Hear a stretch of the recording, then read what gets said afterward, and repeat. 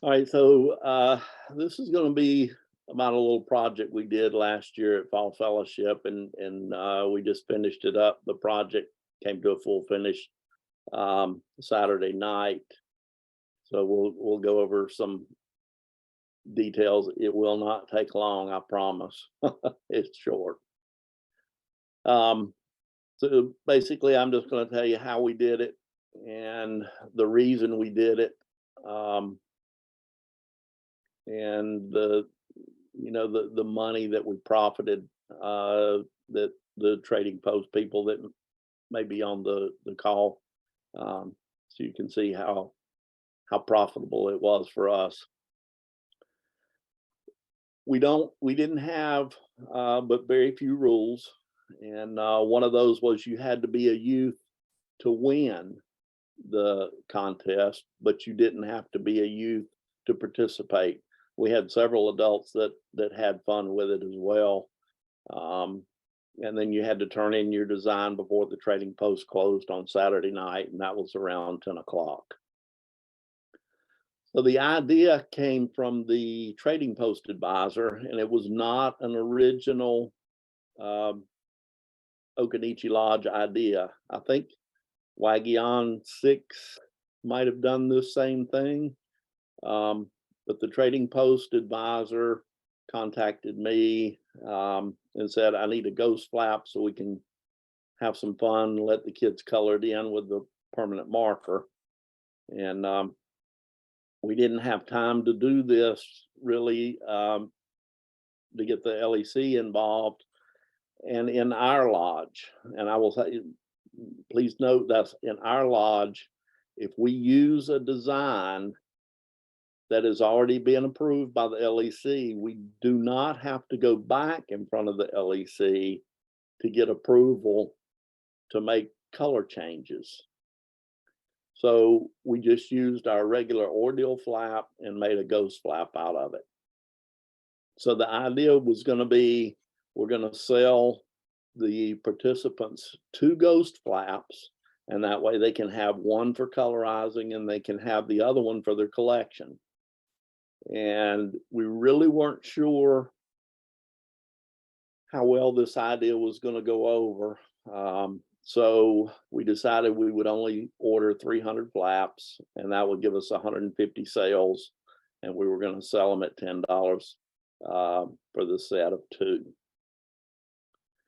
So if the ghost flap thing didn't go over well, we were just going with the approach that kids love ghost flaps. I think it's a waste of good thread, but the kids like them. So we figured, we could always sell out. It's what we did. Well, in our lodge building, we have really 5 classrooms and a kitchen. So we took one of those classrooms, which was outside of the trading post, and set up a table and put all these permanent marker pens, and I got fine point and extra fine points, and we put a little sign on the table saying, please do not remove the pens from the lodge building. There's other people that want to use them as well. And it worked out really fine. I don't think we had any of the pens go missing. Another part of the idea was to get them to bring their flap back. Was if they brought the flap back, we gave them a grab bag for participating. And normally we sell these $5 grab bags at our events, and we always make $600-700 per event just on grab bags. But all of the patches in the grab bags are donated. So we really have no money invested in the grab bags other than maybe a couple of cents for the bag itself, and that's it. So, and the kids love them. It's like they get to play the lottery with the grab bags. So in the trading post, we had this whiteboard in there, and one of our guys drew up the design a patch contest, and then we started posting the patches as they came in.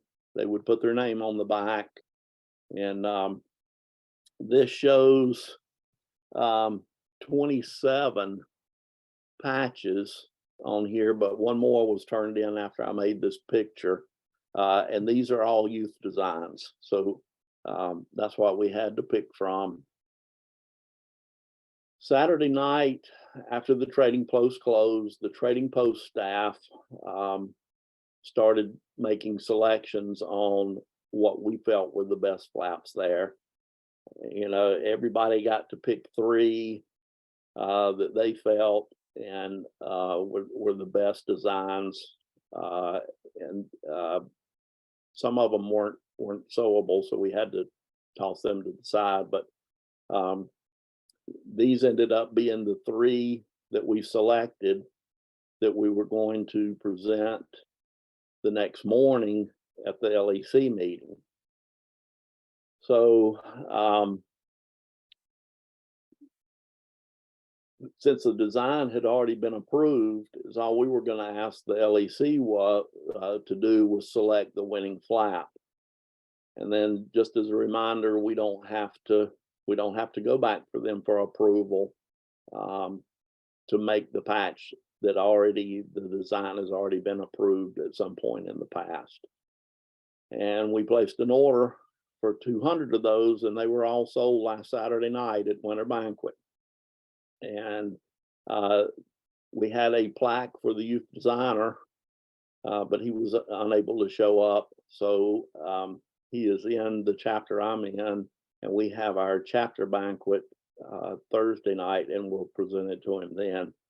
And hopefully he'll be able to come out of the dark of Moore County up into Lee County, and we can get that to him.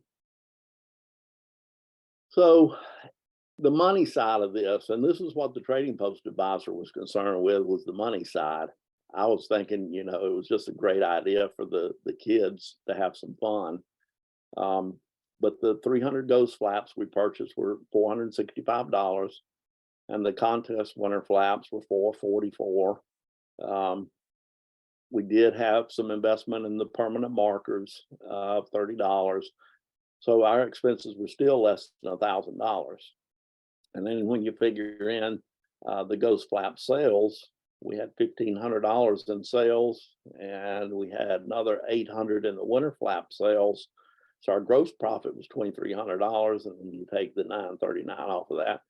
And our net profit for this little project was $1,361. So we thought it was well worth it. And again, it was a lot of fun for the kids. Some of the adults took patches home for their kids to do. I don't know if Patrick Sperling is on the call, but he took some home for his kids, and he shared those with me the other day. So they had fun with it as well. So that kind of concludes how we did it. So if anybody has any questions, you can ask away.